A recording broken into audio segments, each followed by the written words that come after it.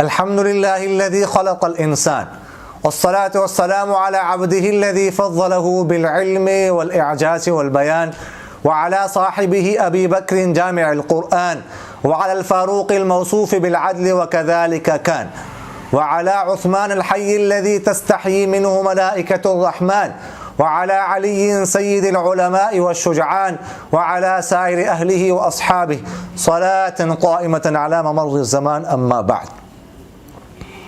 بہت سارے حضرات نے یہ مسئلہ پوچھا ہے قضاء عمری کے بارے میں کہ یہ ایک بات چل رہی ہے، خاص کر سوشل میڈیا پر بہت زیادہ لوگ ایک دوسرے کو سینڈ کرتے ہیں واٹس ایپ وغیرہ پر.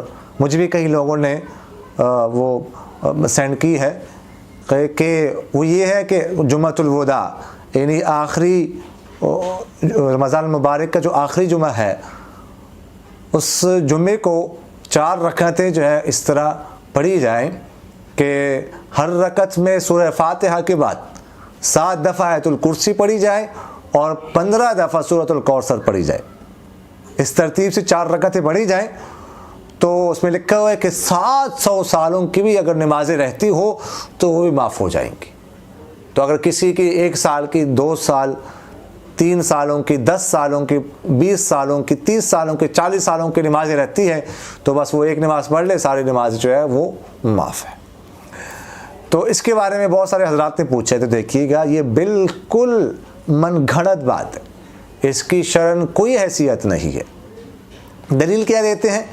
دلیل یہ دیتے ہیں کہ چونکہ رمضان المبارک میں عبادت کا ثواب بڑھ جاتا ہے تو اس لیے یہ ایک نماز جو ہے پچھلی تمام قضا نمازوں کے لیے کافی ہے. دیکھیے گا کسی چیز کی یا کسی عبادت کی فضیلت کا بڑھ جانا اور بات ہے، اور کسی عبادت کا کئی عبادتوں کے قائم مقام ہونا یہ الگ بات ہے. دیکھیے گا مثال کے طور پر میں مثال دیا کرتا ہوں کہ کسی فیکٹری یا کمپنی کے مالک نے یہ کہہ دیا کہ اعلان کر دیا کہ ویکینڈ پر مثلا اتوار کے دن جو کام کے لیے آئے گا تو اس کو اتنا الاؤنس دیا جائے گا، یا اس کو اتنی ہم اضافی تنخواہ دیں گے، اس کو اتنی اضافی اجرت دیں گے. ٹھیک ہے، اب اس سے کوئی مسئلہ اخذ کر سکتا ہے، یہ بات نکال سکتا ہے کہ بس صرف ایک دن بندہ کام کر لیں، باقی جو ہے پورا جو ہفتہ ہے وہ چھٹی، کام پہ نہ آ جائیں. کیا کوئی یہ کہہ سکتا ہے؟ کیا مالک اس بات کی اجازت دے گا کہ بس ایک دن کام پہ آؤ باقی دن چھٹی ہے؟ ہاں، یہ بات تو سمجھ میں آتی ہے کہ کوئی چھٹی والے دن جائے تو اس کو مزید الاؤنس دیا جائے، اس لیے قربانی دے رہا ہے چھٹی والے دن یہ جو کام پہ آ رہا ہے. لیکن یہ کہ اس کی وجہ سے پورا ہفتہ چھٹی کر لیں گے تو یہ بات کہاں سمجھ آتی ہے؟ تو اس لیے یہ بات درست ہے کہ رمضان المبارک میں عبادت کی فضیلت بڑھ جاتی ہے، لیکن ایک عبادت کئی عبادتوں کا کام ہو جانا یہ بالکل سمجھ سے والا تر ہے، اور کسی قسم کی روایت میں یہ بات نہیں ملتی. بلکہ فقہاء نے لکھا ہے کہ جب کسی کی ذمہ نماز رہتی ہو، اس کو انتقال کا وقت قریب آ جائے تو وصیت کر جائے کہ میرے مرنے کے بعد 1/3 تک میری میراث میں 1/3 تک جو ہے میری نمازوں کا فدیہ دیا جائے. تو اس کی طرف سے جو فدیہ دیا جائے تو انشاءاللہ فقہاء نے لکھا ہوا ہے کہ امید ہے کہ اس کا وہ فدیہ جو ہے وہ نمازوں کے لیے کافی ہو جائے گا، اللہ تعالیٰ اس کو معاف کر دیں گے. وہ بھی یقین نہیں ہے، انشاءاللہ کہا گیا، وہ بھی کنفرم نہیں ہے کہ نمازیں معاف ہوں گی. حتیٰ کہ نمازیں تو توبہ سے بھی معاف نہیں ہوتی. اگر کسی کی نماز رہ جائے وہ توبہ کر لے تب بھی نماز جو ہے نا وہ معاف نہیں ہوتی. کسی بھی جگہ پر جو ہے نا وہ فقہاء نے قضا نمازوں کے لیے کتاب التوبہ نہیں قائم کیا ہے کہ یہ توبہ کر لو تو نمازیں معاف ہو جائیں گی.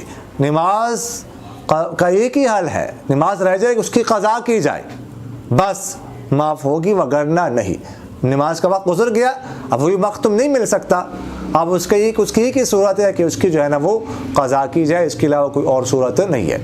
اور اس کے علاوہ جو ہے نا بعض جگہوں پر جمعۃ الوداع کے موقع پر عوام میں بات مشہور ہوتی ہے کہ بس جمعۃ الوداع کو روزہ رکھا جائے، باقی دن روزہ رکھنے کی ضرورت نہیں ہے، صرف جمعۃ الوداع کو روزہ رکھا جائے، یہ روزہ پوری مہینے کے روزوں کے لیے کافی ہو جائے گا. بہت غلط بات ہے. جی اس کی کوئی حیثیت نہیں ہے، ایسی کوئی فضیلت جمعۃ الوداع کی نہیں ہے۔ رمضان المبارک کا ہر روزہ الگ سے فرض ہے، ہر روزہ الگ سے رکھنا جو ہے وہ ضروری ہے۔ اچھا، بعض جگہوں پر جمعۃ الوداع کو یہ ایسا ہوتا ہے کہ افطاری بھیج دیتے ہیں لوگ، ٹھیک ہے، تو وہ مسجدوں میں بھیجتے ہیں، تو اس کا ہوتا ہے یہ ہے کہ وہ افطاری جو کھانا ہوتا ہے وہ ضائع ہو جاتا ہے، اس لیے کہ وہ وافر مقدار میں آتا ہے، زیادہ مقدار میں آ جاتا ہے اور لوگوں کو ضرورت نہیں ہوتی، تو وہ فضول ادھر ادھر ضائع ہو جاتا ہے۔ تو اس سے بھی جو ہے نا وہ بچنا چاہیے۔ افطاری کسی نے بھیجنی ہو تو وہ بھیج سکتے ہیں روزانہ، لیکن صرف جمعۃ الوداع کو بھیجنا جس سے ضائع ہو جائے تو یہ جو ہے نا اس سے بچنا نہایت ضروری ہے۔ عثمان بھائی نے سوال کیا ہے کہ استاد جی ایک مسئلہ درپیش ہے، وہ یہ کہ میری گھر والی اعتکاف پر بیٹھی تھی، تو اعتکاف کے پہلے دن ہی ان کو الٹیاں بار بار آنے لگی، جس کی وجہ سے انہوں نے روزہ کھول لیا۔ پھر دوسری دن گھر والوں نے ان کو روزہ نہیں رکھنے دیا۔ مطلب یہ ہوا کہ جب سے وہ اعتکاف پر بیٹھی ہیں ان کے 2 روزے تھے، دونوں ہی نہیں رکھے گئے، تو آج رکھا ہے انہوں نے۔ تو مسئلہ یہ ہے کہ استاد جی ان کا اعتکاف 2 روزے نہ رکھنے کی وجہ سے باقی ہے یا نہیں، اس مسئلے پر روشنی ڈالیے گا۔ دیکھیے گا، اعتکاف کے لیے روزہ ضروری ہے۔ کسی نے سنت اعتکاف کرنا ہے تو اس کے لیے جو ہے نا وہ روزہ شرط ہے۔ روزہ ہوگا تو اعتکاف ہوگا، روزہ نہیں ہے تو اعتکاف بھی نہیں ہو سکتا۔ تو جب آپ کی اہلیہ نے پہلے دن روزہ کھول لیا تو روزہ کھولنے کے ساتھ ہی ان کا اعتکاف ٹوٹ چکا، ٹھیک ہے، مسنون اعتکاف ختم ہو چکا۔ اب وہ نفل اعتکاف پر بیٹھنا چاہیں تو بیٹھ سکتی ہے، لیکن مسنون اعتکاف ختم ہو چکا۔ اب اگر دن کو کھولا ہو روزہ تو 1 دن کی قضا کرنے پڑے گی، ٹھیک ہے۔ اس کا طریقہ یہ ہے کہ صبح صادق سے پہلے اعتکاف والی جگہ پر بیٹھ جائے اور غروب آفتاب کے بعد نکلے۔ اور اگر رات کو جو ہے نا وہ ظاہر ہے کہ یہ اب تو کہہ رہے ہیں کہ دن کو ایسا ہوا ہے، اگر رات کو کوئی جو ہے نا اعتکاف کی جگہ سے نکل جائے، اعتکاف توڑ دے، تو پھر اس کا طریقہ یہ ہوتا ہے کہ وہ غروب آفتاب سے پہلے بیٹھ جائے، اگلے دن غروب آفتاب کے بعد نکلے۔ لیکن چونکہ دن کو کھولا ہے تو اس لیے 1 دن جو ہے صبح صادق سے پہلے اس جگہ پر بیٹھ جائے، اعتکاف والی جگہ پر، اور غروب آفتاب کے بعد جو ہے وہاں سے جو ہے وہ نکلے۔ فیض الرحمان صاحب نے سوال کیا ہے کہ مفتی صاحب ایک بندہ امام کے ساتھ پوری 20 رکعت تراویح نہیں پڑھتا، کبھی آخری 4 تراویح امام کے ساتھ پڑھی، کبھی 6 پڑھی، ایسا آدمی امام کے ساتھ وتر میں شریک ہو سکتا ہے یا نہیں؟ ہاں جی، اگر کسی نے تراویح نہ پڑھی ہو تو وہ جو ہے وہ وتر پڑھ سکتا ہے۔ وتر جو ہے نا وہ تراویح سے پہلے بھی پڑھ سکتا ہے اور وتر تراویح کے بعد بھی پڑھے جا سکتے ہیں، اور جو باقی تراویح رہ گئی وہ وتروں کے بعد پڑھی جا سکتی ہے۔ کچھ تراویح وتروں سے پہلے پڑھی پھر وتر پڑھ لی تو باقی جو ہے وہ تراویح پڑھنا ہے، ایسا کرنا بھی جو ہے وہ جائز ہے، ایسا کر سکتے ہیں۔